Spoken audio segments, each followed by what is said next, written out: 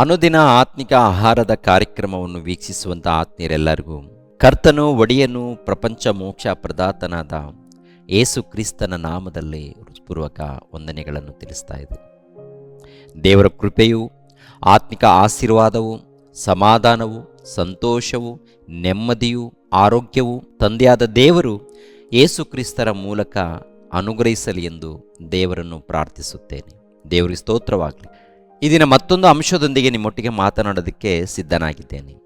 ನಮಗೆ ವಿರೋಧಿಗಳು ಇದ್ದಾರಾ ಎಂಬ ಅಂಶವನ್ನು ನಿಮ್ಮೊಟ್ಟಿಗೆ ಮಾತಾಡ್ತಾ ಇದ್ದೇನೆ. ಪ್ರಿಯರೇ, ನಿನಗೆ ವಿರೋಧಿಗಳು ಯಾರಾದರೂ ಇದ್ದಾರಾ ಅಂತ ಕೇಳಿದಾಗ ಮನೆಯಲ್ಲಿ ಕೆಲವ್ರನ್ನ ತೋರಿಸ್ತಾ ಇರ್ತೀವಿ, ಹೊರಗಡೆ ತೋರಿಸ್ತಾ ಇರ್ತೀವಿ, ಸ್ನೇಹಿತರ ಮಧ್ಯದಲ್ಲಿ ತೋರಿಸ್ತಾ ಇರ್ತೀವಿ.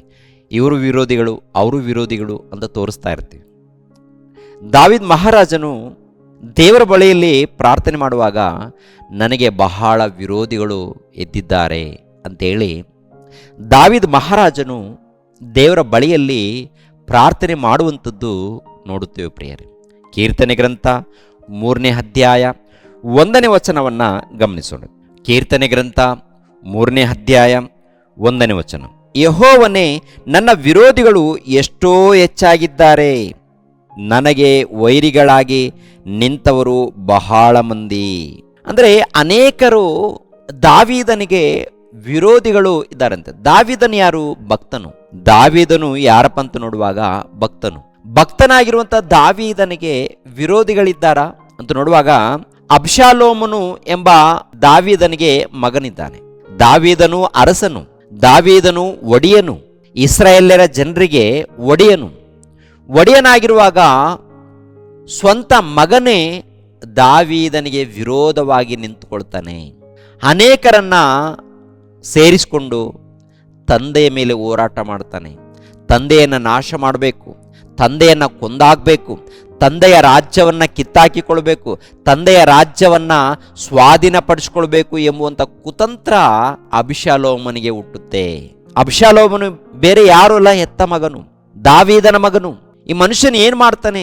ತನ್ನ ತಂದೆಯ ರಾಜ್ಯವನ್ನು ಸ್ವಾಧೀನಪಡಿಸ್ಕೊಳ್ತಾನೆ, ಅನೇಕರನ್ನ ಸ್ವಾಧೀನಪಡಿಸ್ಕೊಳ್ತಾನೆ. ಕುತಂತ್ರದಿಂದ, ಮೋಸದಿಂದ, ಅನ್ಯಾಯದಿಂದ. ಈ ಕಾಲದಲ್ಲಿ ಕೂಡ ಅಲ್ಲಲ್ಲಿ ಕುಟುಂಬದಲ್ಲೇ ಮೋಸ ನಡೀತಾ ಇರುತ್ತೆ, ಅನ್ಯಾಯ ನಡೀತಾ ಇರುತ್ತೆ, ನಂಬಿ ಮೋಸ ಮಾಡ್ತಾ ಇರ್ತಾರೆ. ಅನೇಕ ಸ್ಥಳಗಳಲ್ಲಿ ನಡೀತಾ ಇರುತ್ತೆ. ಅವರವರ ಕುಟುಂಬ ಮಧ್ಯದಲ್ಲಿ ಗಂಡನು ಹೆಂಡತಿಗೆ ಮೋಸ ಮಾಡುವಂಥದ್ದು, ಹೆಂಡತಿ ಗಂಡನಿಗೆ ಮೋಸ ಮಾಡುವಂಥದ್ದು, ಕುಟುಂಬದಲ್ಲಿ ಮಕ್ಕಳು ತಂದೆ ತಾಯಿಗಳಿಗೆ ಮೋಸ ಮಾಡುವಂಥದ್ದು, ತಂದೆ ತಾಯಿಗಳು ಮಕ್ಕಳಿಗೆ ಮೋಸ ಮಾಡುವಂಥದ್ದು, ಏನೇನೋ ನಡೀತಾ ಇದೆ ಈ ಸಮಾಜದಲ್ಲಿ. ರಾಜಕೀಯ ನಾಯಕರು ಏನೋ ಆಸೆ ತೋರಿಸ್ತಾರೆ, ಮೋಸ ಮಾಡ್ತಾ ಇರ್ತಾರೆ. ಅಂದರೆ ನಮ್ಮ ಮಧ್ಯದಲ್ಲಿ ನೋಡುವಾಗ ಇವರು ಇವರಿಗೆ ವಿರೋಧಿಗಳು, ಇವರು ಇವರಿಗೆ ವಿರೋಧಿಗಳು, ಇಂಥವ್ರಿಗೆ ವಿರೋಧಿಗಳಂತೇಳಿ ಮನುಷ್ಯರ ಮಧ್ಯದಲ್ಲಿ ಕಾಣ್ತಾ ಇರ್ತಾರೆ. ಒಂದು ಕಾಲದಲ್ಲಿ ದಾವೀದನು ದೇವರ ಬಳಿಯಲ್ಲಿ ಪ್ರಾರ್ಥನೆ ಮಾಡ್ತಾ ಇದ್ದಾರೆ, ತಂದೆ, ನನಗೆ ಅನೇಕ ಮಂದಿ ವಿರೋಧಿಗಳು ಎದ್ದಿದ್ದಾರೆ. ದಾವೀದನು ಯಾರು? ಭಕ್ತನು. ಇವತ್ತು ನೀವು ನಾವು ಯಾರು? ಭಕ್ತರು. ಭಕ್ತರಾಗಿರುವಂಥ ನಿಮಗೆ ನಮಗೆ ಯಾರಾದರೂ ಶತ್ರುಗಳಿದ್ದಾರಾ? ಒಂದು ಕಾಲದಲ್ಲಿ ದಾವೀದನು ನನಗೆ ಶತ್ರುಗಳಿದ್ದಾರೆ, ನನ್ನನ್ನು ಕಾಪಾಡಿ ತಂದೆ ಅಂತೇಳಿ ದಾವೀದನು ದೇವರಿಗೆ ಮೊರೆ ಇಡ್ತಾ ಇದ್ದಾನೆ. ಇವಾಗ ನಿನಗೂ ನನಗೂ ದೇವರ ವಾಕ್ಯದ ಪ್ರಕಾರ ನೀವು ಭಕ್ತರಾಗಿದ್ದೀರಾ? ದೇವರ ವಾಕ್ಯದ ಪ್ರಕಾರ ನೀವು ದೇವರ ಧ್ಯಾನದಲ್ಲಿದ್ದೀರಾ? ಭಕ್ತರಾಗಿದ್ದೀರಾ? ಆಗಿದ್ದರೆ ನಿಮಗೆ ನಮಗೆ ಯಾರಾದರೂ ಶತ್ರುಗಳಿದ್ದಾರಾ? ಶತ್ರುಗಳಿದ್ದಾರಂತ ಅಂದಾಗ ಪ್ರಶ್ನೆ ಕೇಳಿದಾಗ, ಬ್ರದರ್, ಬಹಳ ಮಂದಿ ಶತ್ರುಗಳಿದ್ದಾರೆ. ನಮಗೆ RSS ರವರೇ ಶತ್ರುಗಳು, ನಮಗೆ ಬಜರಂಗ್ ದಳದವರೇ ಶತ್ರುಗಳು. ಯಾಕೆಂದರೆ ಪ್ರಾರ್ಥನೆ ಮಾಡುವಾಗ ಗಲಾಟೆ ಮಾಡ್ತಾ ಇದ್ದಾರೆ, ಪ್ರಾರ್ಥನೆ ಮಾಡುವಾಗ ಕಿರಿಕಿರಿ ಮಾಡ್ತಾ ಇದ್ದಾರೆ ಅಂತ ಹೇಳಿ ಅವರು ಶತ್ರುಗಳು, ಇವರು ಶತ್ರುಗಳು ಅಂತೇಳಿ ಒಂದು ರೀತಿಯಲ್ಲಿ ನಾವು ಮಾತನಾಡಬಹುದು. ಆದರೆ ನಿಜವಾದ ಶತ್ರು ಯಾರು? ನಿಜವಾದ ಶತ್ರು ಯಾರು? ಇದು ಒಂದು ಸಾರಿ ನೋಡುವಾಗ ಏನ್ರಿ, ಹಳೆ ಒಡಂಬಡಿಕೆಯಲ್ಲಿ ನೋಡುವಾಗ ಇವರು ಶತ್ರುಗಳು, ಅವರು ಶತ್ರುಗಳು ಅಂತೇಳಿ ಅಲ್ಲೆಲ್ಲಿ ಬರೆಯಲ್ಪಟ್ಟಿದೆ.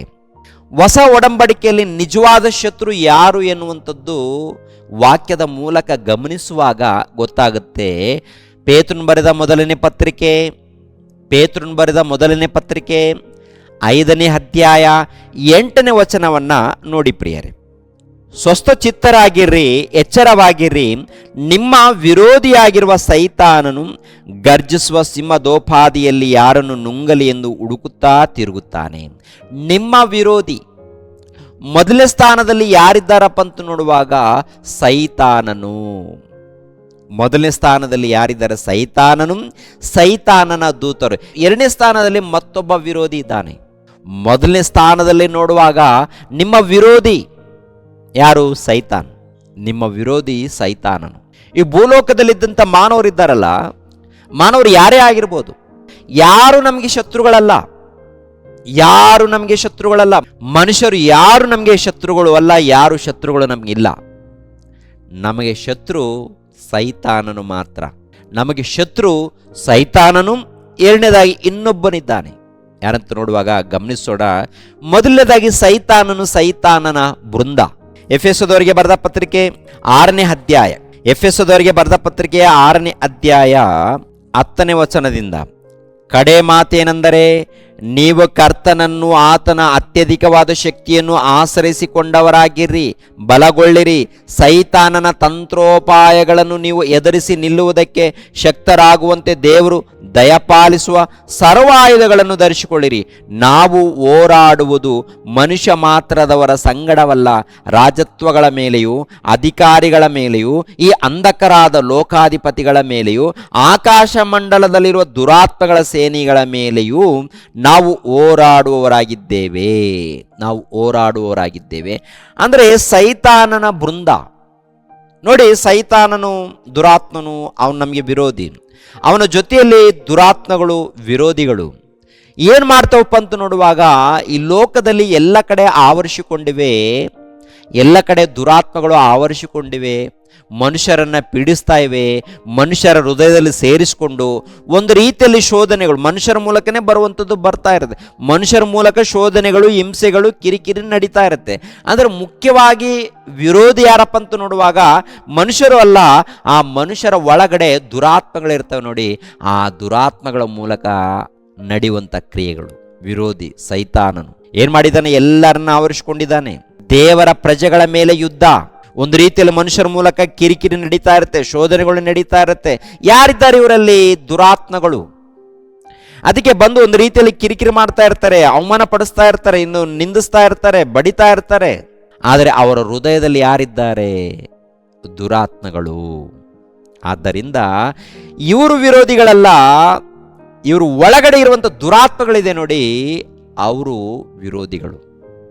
ಅದೇ ಪ್ರಕಾರ ಮತ್ತೊಬ್ಬ ವಿರೋಧಿ ಯಾರಪ್ಪ ಅಂತ ನೋಡುವಾಗ ಏನ್ರಿ, ನಾವು ಧರಿಸಿಕೊಂಡಿರುವಂಥ ನಮ್ಮ ಶರೀರ ಇದೆಯಲ್ಲ, ಒಳಗಡೆ ಆತ್ಮ. ನಾವು ಆತ್ಮ ಅಂದ್ರೇ ನೀನು.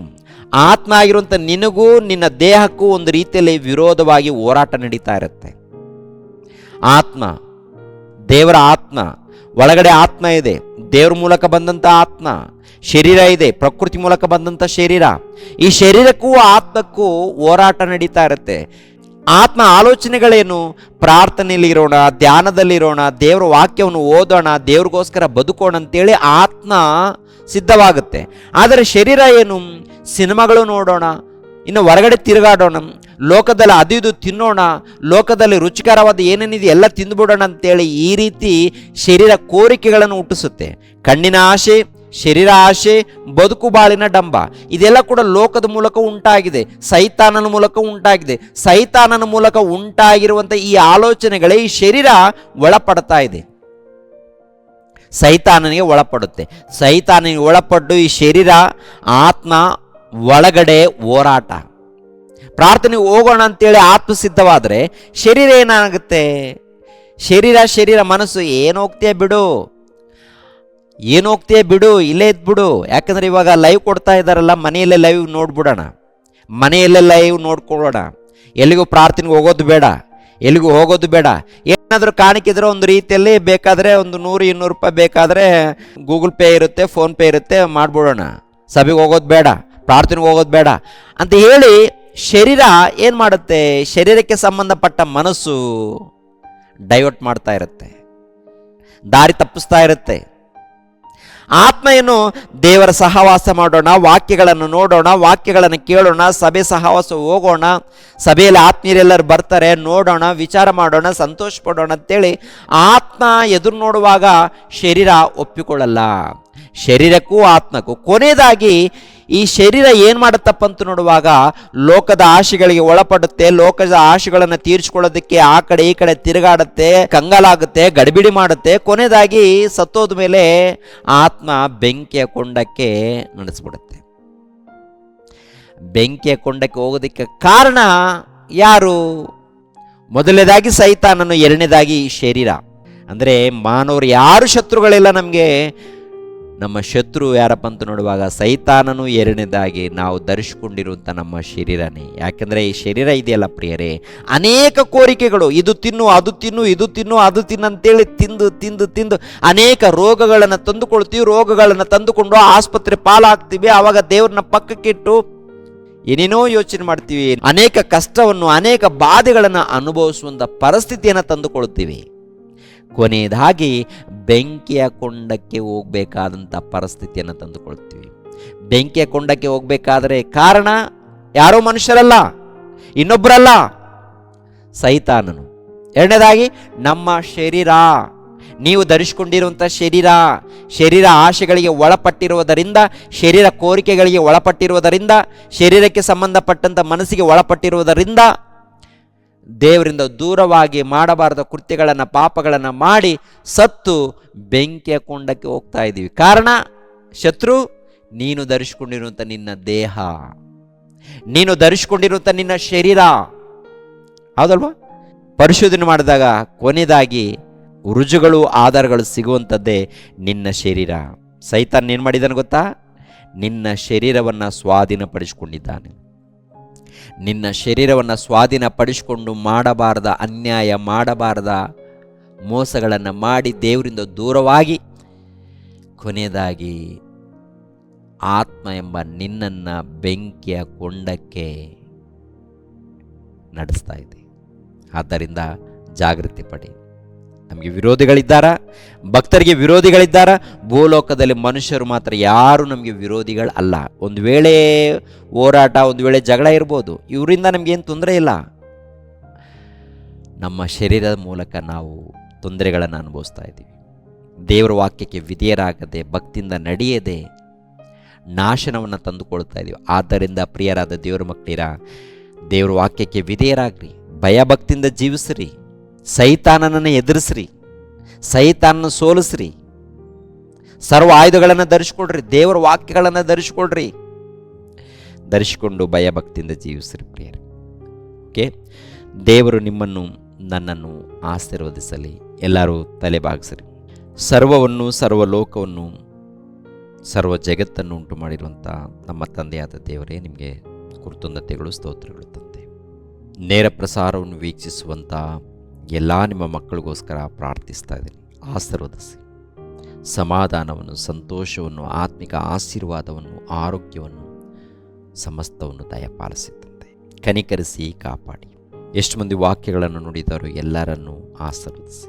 ಯೇಸು ಪವಿತ್ರ ನಾಮದಲ್ಲಿ ಬೇಡಿ ಹೊಂದಿದೆಯಪ್ಪ ತಂದೆಗೆ. ಆಮೇನ್. ಎಲ್ಲರಿಗೂ ವಂದನೆಗಳು.